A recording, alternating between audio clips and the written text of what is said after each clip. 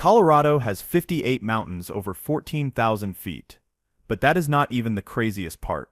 A town was burned and buried in a radioactive pit. A mountain refuses to stop moving.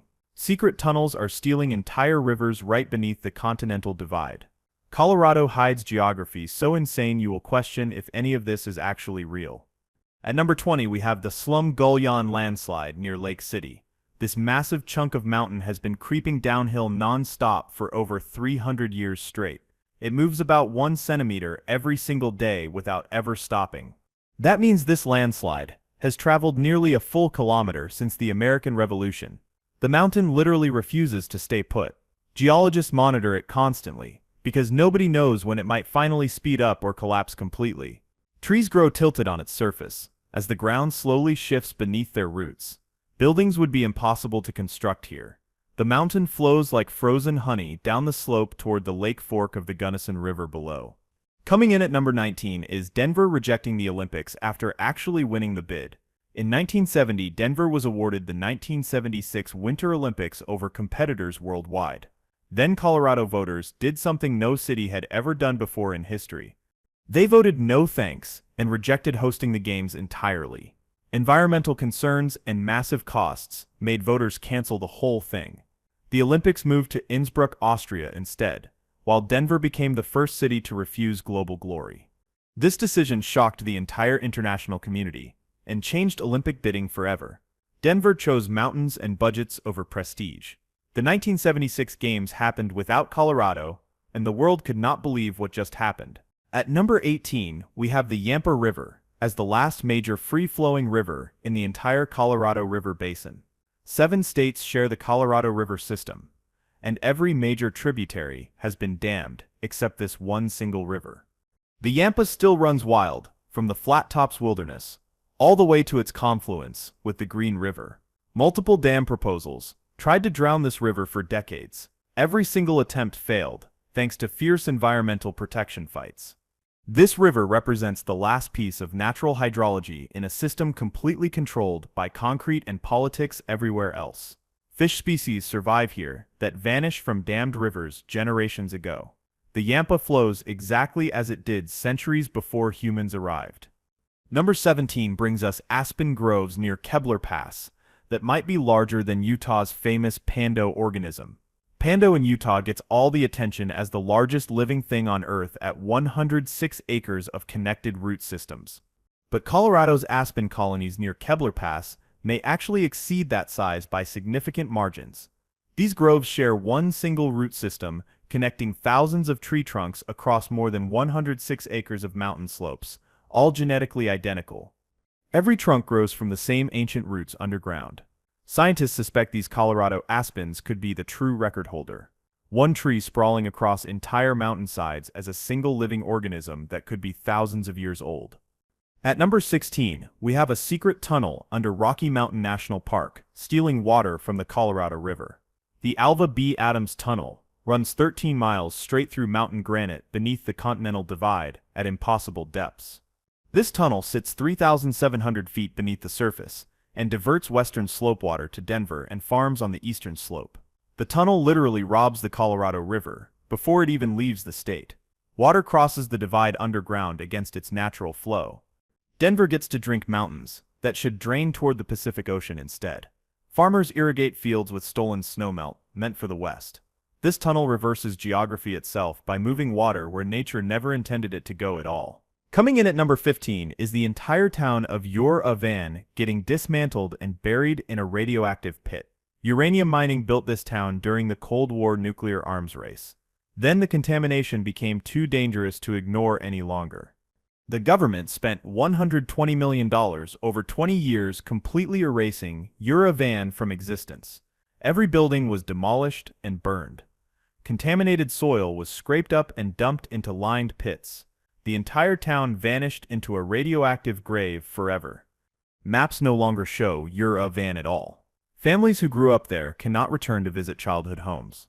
The landscape was reshaped to hide all evidence a community ever existed in that valley along the San Miguel River. At number 14, we have Royal Gorge, dropping 1,250 feet deep while being only 30 feet wide at the narrowest point.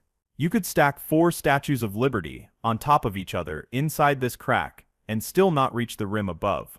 The Arkansas River carved this canyon through solid granite over millions of years.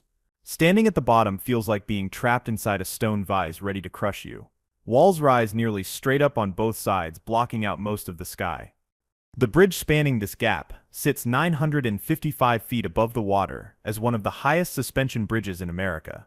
Looking down from that bridge makes your stomach drop as the river appears impossibly far below your feet, threatening to pull you down. Number 13 brings us bristle-cone pine trees that absorbed radioactive isotopes from nuclear bomb tests. These ancient trees in Colorado grew during the 1950s and 60s, when atomic weapons were tested above ground all across the planet. Fallout from those explosions drifted across the atmosphere and settled into tree rings as the pines grew year after year. Scientists found radioactive carbon-14 and other isotopes locked inside the wood. These trees became living records of nuclear testing history. The radiation makes certain growth rings glow under laboratory analysis.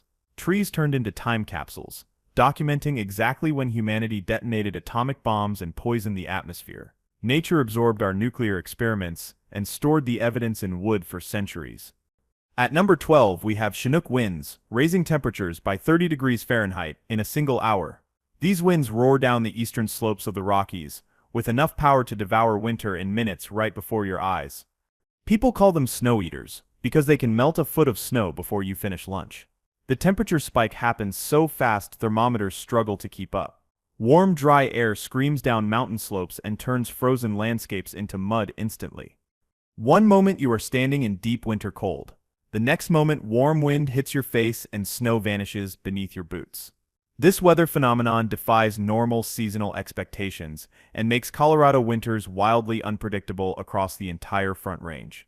Coming in at number 11 are Colorado's borders, consisting of 697 straight line segments instead of 4 simple sides. Everyone thinks Colorado is a perfect rectangle. That assumption is completely wrong when you measure the borders with precision instruments. Surveyors in the 1800s marked the boundaries using astronomical observations and physical monuments placed across mountains and plains. Measurement errors and corrections created tiny angles that add up to almost 700 separate line segments defining the state borders. Colorado is actually a 697-sided polygon that just looks rectangular from far away. The northern and southern borders are not even parallel to each other. Precise surveys revealed the truth that simplified maps hide through basic drawing conventions. At number 10, we have Denver recording over 300 days of sunshine annually. This mile-high city gets more sunny days than San Diego or Miami Beach despite sitting in the middle of mountain snow country at extreme elevation. Tourists expect Colorado to be dark and cloudy because of elevation and winter storms. Instead, Denver's sunshine beats famous beach destinations by significant margins. Clear blue skies dominate most of the year regardless of temperature or season or snowfall amounts. The dry climate and mountain geography create conditions where clouds simply do not form as often. Snow can fall under brilliant sunshine here.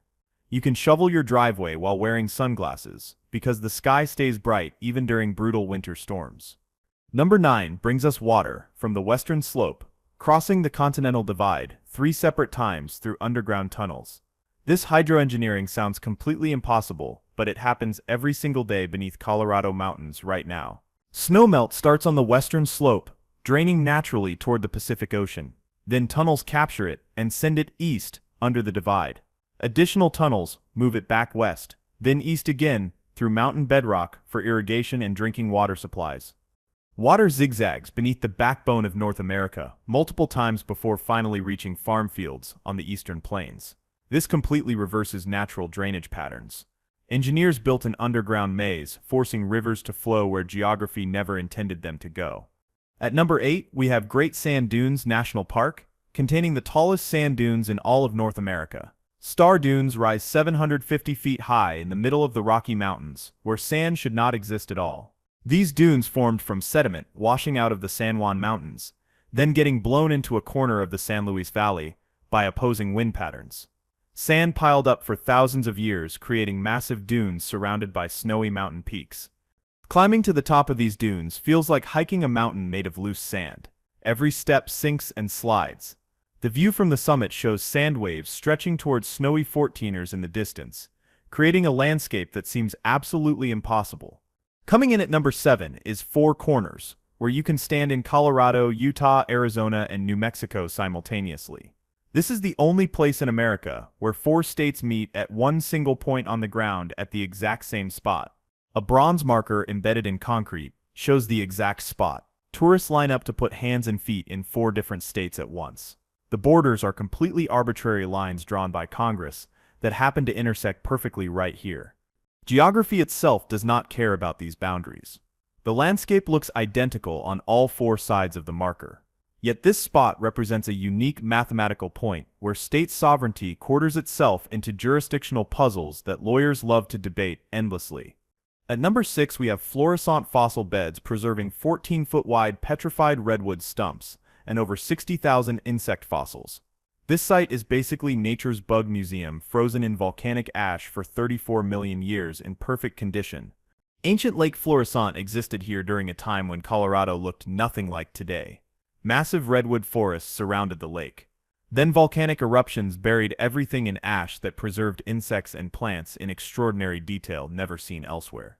Scientists have identified more fossil insect species here than almost anywhere else on Earth. Butterflies, beetles, flies, and ancient ancestors of modern bugs lie perfectly preserved in layers of stone. Even delicate wing patterns survived millions of years completely intact. Number 5 brings us the Grand Mesa, as the world's largest flat-topped mountain covering 500 square miles above 10,000 feet elevation. This mesa is 6 times larger than the entire surface area of Switzerland's famous Matterhorn mountain combined. Lava flows created the flat top millions of years ago. Rivers eroded the softer rock around it, leaving this massive plateau standing high above surrounding valleys. The top contains over 300 lakes scattered across forests and meadows at altitude.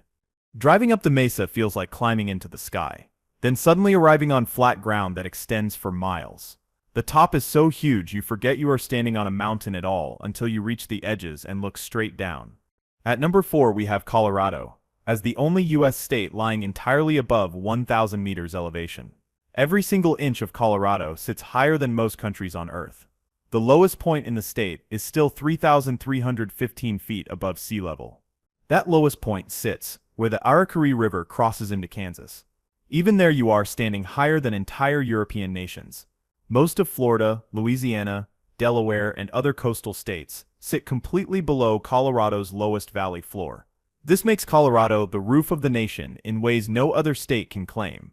Altitude affects everything from cooking times to how fast you get drunk. Visitors from sea level struggle to breathe normally because there is simply less oxygen available here. Coming in at number 3 is the cheeseburger being invented in Denver in 1935 at the Humpty Dumpty Drive-In.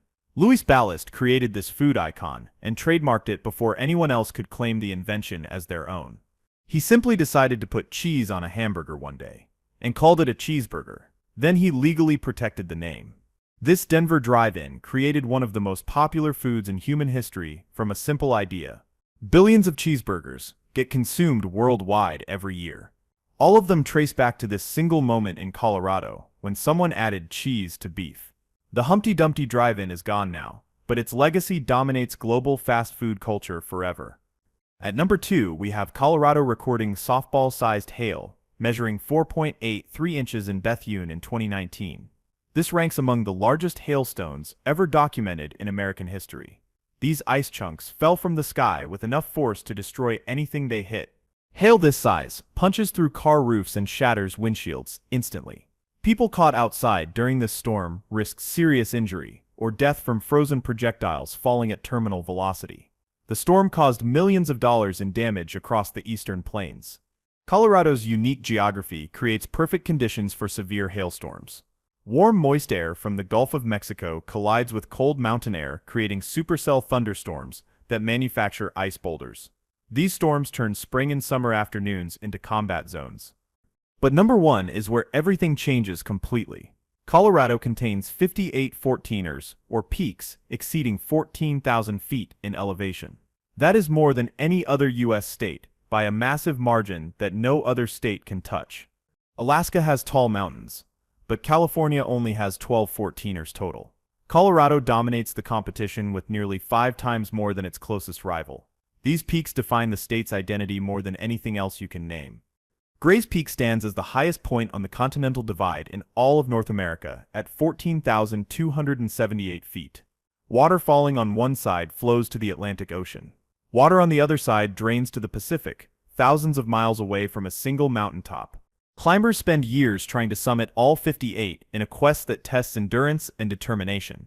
Each 14er offers a different challenge with unique geology and weather patterns that can kill the unprepared without warning.